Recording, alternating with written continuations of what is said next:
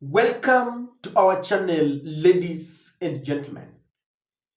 I want to begin by asking you one question. Do you think the country, under the leadership of William Samoei Ruto, under the leadership of the Kenya Kwanza government, is in the right direction? Looking at all the promises that the Kenya Kwanza team gave us when they were campaigning, and time has elapsed. We are now 2 years since William Ruto and Rigathi Gachagua took oath of office. Have they implemented even a quarter? Is there anything that you could stand up and defend them, saying this is what they promised and they have achieved this? Of course, we've now seen them expanding their wing. They have sent an olive branch and they have incorporated some of the members of the opposition. If you do your own critical analysis and do your own opinion poll, you will realize that majority of Kenyans agree that the country is on a wrong trajectory, socially, politically, religiously, in every sphere of governance.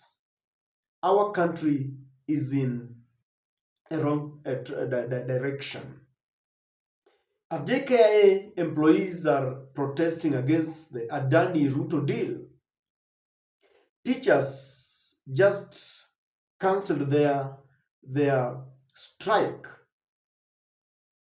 This is the third term, and any little interference is something that is unacceptable. But because Ruto cannot obey MOUs and what he promised, teachers almost went to strike. Doctors not long ago were on strike. Today, the Civil Servants Union are calling for a strike. Our state corporation, the state of our state corporations is in limbo. We do not know whether our state corporation is going to Bill Gates. So when you look at the country holistically, things are not really the way they're supposed to be. And when the Gen Zs went to the streets, we had hopes that maybe they would compel this government to go home. That is after William Ruto succumbed. At some point, we thought Zakayo anashuka. But then they did some crafty makeshift arrangements. And with that, the demonstration stopped. So from where we sit, does it bother you that we still have a government that is perpetuating wastage because there is wastage and corruption? And if it bothers you, then what is the way forward? That is the genesis and the foundation of this analysis. Because all the politicians are now doing everything and they are looking at 2027. You look at William Ruto in his appointments, when he traverses the country, he's praising his government. He's saying that now he's uniting, the country. Yet, the sole reason why he's pretending to be uniting the country is because he's looking forward to winning 2027. And it would be very pathetic that we spend 5 years under the leadership of this regime. That is if they are not going to change. And then add them another 5 years with an amorphous opposition that has joined the government. Is there hope? Is there light at the end of the tunnel? Now, I'm asking this because I listened to one of the videos where a journalist was asking Meg Whitman. You all know that William Ruto is in power courtesy of the powers from the West, especially United States, Joe Biden. And everything is being supervised by Meg Whitman, who's the US ambassador to Kenya. So Meg Whitman was being questioned that we have a government, we have the executive branch of the government that does not obey court orders because the president has declared so. And Meg Whitman said something that is pathetic if you ask me. She is daring Kenyans. She's telling Kenyans we respect a democratically elected president. It is up to you to wait for 2027 and vote him out if you want. And she was saying that is the nature of our democracy, that you vote in someone, you have a voter's card. It is you to decide whether you want to do away with William Ruto or you want to retain him in 2027. The president himself is on record in January this year saying he will defy court orders that he says get in the way of his development agenda. Where are we with this? And have we really reset the button, or many Kenyans feel we moved on? Members of the diplomatic community support the executive, but don't necessarily stand with the people. So a lot of things in what you just said. Yeah. That's okay. First of all, we do support a democratically elected president of your country. And here's the great news about a democracy. The country gets to make another decision if they want to in 2027. That's the great thing about democracy as opposed to autocratic leadership. There is a way to make change if Kenyans decide they want to do that. So that's the first point I would make. The second point is I can't really speak back to 2010. I was not here at that time. But what I will say is your Constitution, I think, as I said earlier, is excellent. And Kenya needs to enforce the Constitution and make sure that everything in there is brought to light and really is a part of everyday life. And I think Kenya has work to do there. As I said, every democracy is a work in process. This is never going to be done. It will never be perfect. The United States isn't perfect, France isn't perfect, no country is perfect. So you have to keep working at, as I said, a more perfect union. All right. And let's see what happens over the next, 4 to 6 months. I think it is, we're going to have to wait and see what happens and what the Gen Z continues to do and what the president and his administration does. So that is Meg Whitman. In other words, she's telling us it is up to you. You allowed William Ruto to hoodwink you. And I know she's got a hand in this. But, even if the Western powers want to elevate someone into an office, they must get people who are being hoodwinked like the youths were told bottom up. So in other words, Meg Whitman is saying, you gave us William Ruto. You added your own problems. We can only come in when you also try to elect. Even hata kama ni kuiba, let me tell you, a government can only, or a presidential candidate can only rig when there is a group of youths or women or some electors supporting him. Those who supported William Ruto aided that victory.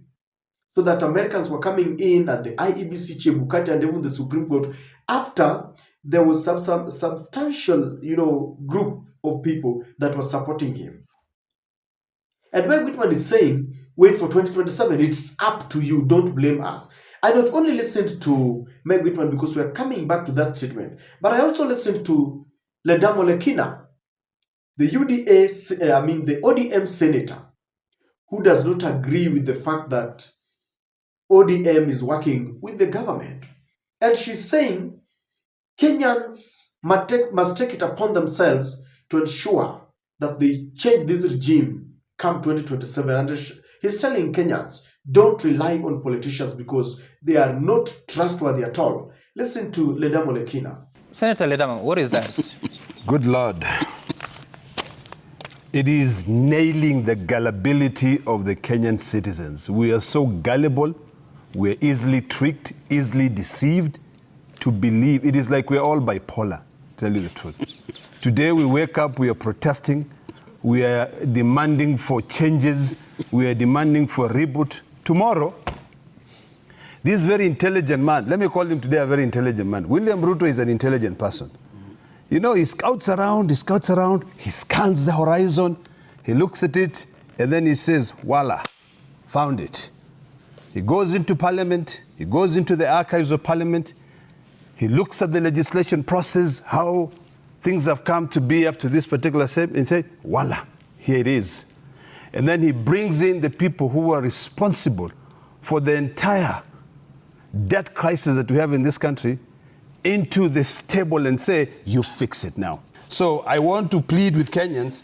The first one today is to take this one and then place it on the wall, and then remember in 2027 that for you to be able to have a better life, it must begin by you changing it, not by us leaders, because even us, We are so gullible now, we cannot be able to stand for the truth. That is Ledamo Lekina. And when you listen to the statement, he is also telling us that we must change this regime in 2027. Now, ladies and gentlemen, finally, I want you to listen to Boniface Mwangi, also telling Kenyans that all is not lost. We need to wait for 2027 and do something because we've got the power. Just like Meg Whitman is saying, it is up to you. Listen to Boniface Mwangi. One of the things we must do as we organize for this murderer to go home is to ensure that we have a voter's card. You cannot kill us and lead us. Ruto has been killing young people. Abductions, people are still missing, he's still abducting people. And we're saying a murderer cannot lead this country. We can't allow a murderer to continue leading us. So tunasema kwamba whatever form or shape, whatever how we do it, he must go. The murderer called Ruto must go and make sure you have a voter's card. Huyu muuaji lazima aende. I have given you those 3 clips because definitely when you converge all of them, you will realize that there is one conclusion. People agree that we are in the hands of a very cruel government in terms of corruption, wastage, democracy, and everything. And then number 2, you will realize that people agree that the way to go is 2027. People thought that maybe Gen Zs would have given us an instant curfew solution to the government. It would have been a bloody affair. William Ruto had tensed. He had even told us that his deputy was the one that was trying to take advantage of the Gen Z's demonstrations to topple his government. Be that as it may, we now know that William Ruto cannot be removed from power before 2027 because you listen to Meg Whitman, one of the people who interfered with our elections. You listen to Ledamo Lekina, one of the people whose party, a party that he belongs to, has joined the government even though they are still denying it. And we've listened to Boniface Mwangi. What is the conclusion? Gen Zs cannot give us an instant curfew solution. Some of them, of course, are now saying because there are some members of their tribes who have been given some positions, they're now saying, hatutaki maandamano. Number 3, people agree that 2027 is the way to go. So what must we do? Number 1, everyone must prepare psychologically that in 2027, we are not going to allow this government to come back to power. And we must ensure that come 2027, we must start with Meg Whitman. We must demonstrate. We must protest against Western machination with in our elections. We must protest against America giving us their own president and want us to obey that process, so that we do not see any diplomat in Bomas, in a tallying center, when verification of results, tallying and verification is going on. Because Meg Whitman is sitting comfortably telling us, wait for 2027, knowing very well that come 2027, they will still do the very thing that they've been doing. Watatufanyia ile kitu. So we must demonstrate against this interference. Number 3, Kenyans must understand that they've been left on their own.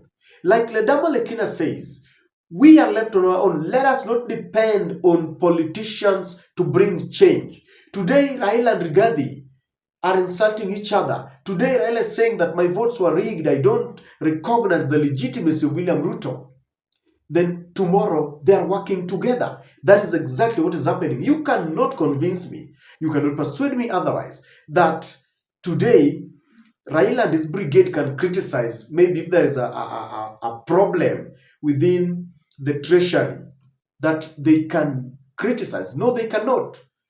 Raila cannot give us dossier like that happened during Churchill's tenure, that there is a government-to-government oil deal and there is massive corruption. They are now part and parcel of the problem, if you ask me, and I stand to be corrected. I know you have your opinion about this. So Kenyans must take it upon themselves to ensure that come 2027, they go out with this anger. Let the flame of anger never dies.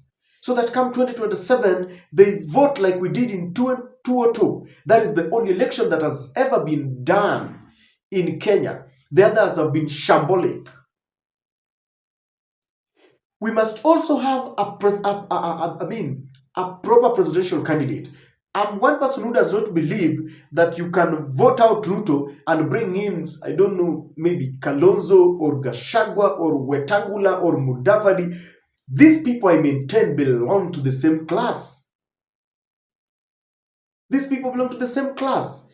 We need some fresh blood. If you ask me, and I know my opinion might not hold some significance to you, but if you ask me, the only politician that I can vote for is Okiya Mutata. He has demonstrated over and over again that he can stand with the oppressed.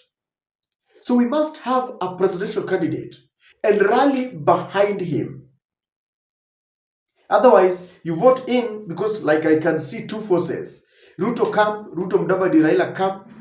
Of course, Joe and Oparanya are all in this camp. And then Gachagua and Kalonzo camp. So you robbing Tom to enrich James is something that does not really help. You saw Kalonzo in 2007 when votes were rigged and Kenya was burning. He very quickly, hurriedly joined Mwai Kibaki.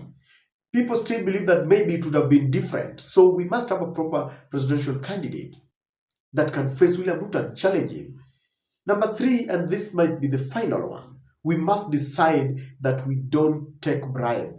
If we take bribe, cooler, but don't be confused by 1,000 shillings or 2,000. Then you vote bad leaders and then you live with them for 5 years. The consequences are very excruciating, very painful.